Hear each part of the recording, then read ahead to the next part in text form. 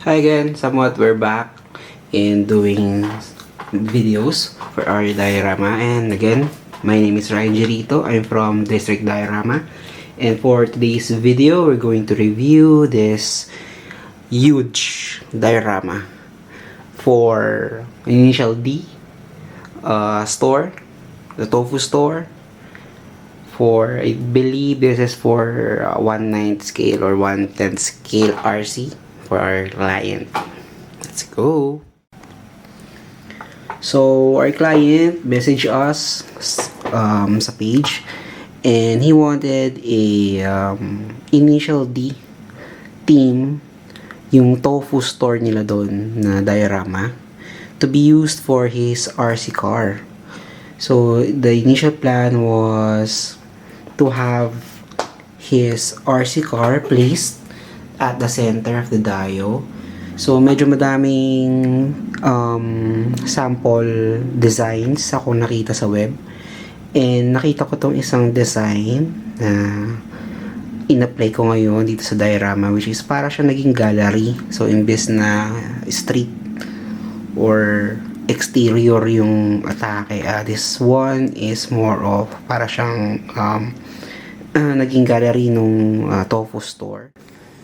So the dimensions of this diorama are 24.5 inches wide by 28.5 or 29 inches deep by 15 or 16 inches height.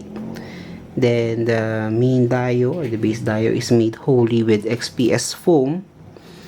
Those two walls are magnetized to the base as always.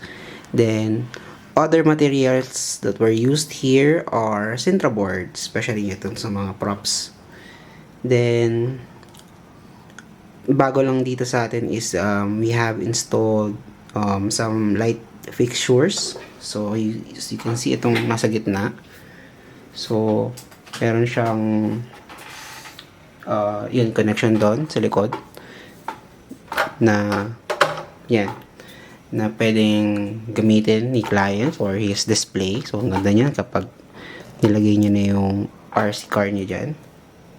Then itong centerpiece natin, itong nasa gitna, is also removable. So may battery pack siya sa likod.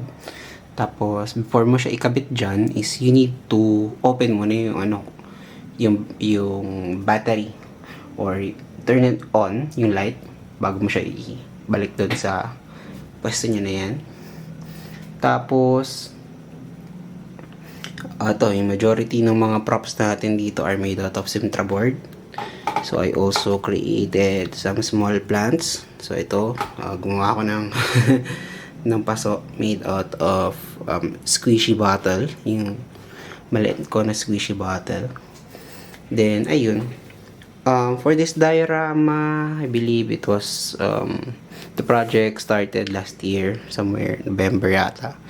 So ngayon lang to natapos since sobrang daming changes sa schedules and all. Pero ito at least ano na siya, completed na and for delivery na. Okay, so again, to my client, thank you again sa pagiging pasensyoso nyo and sa paghihintay. So I hope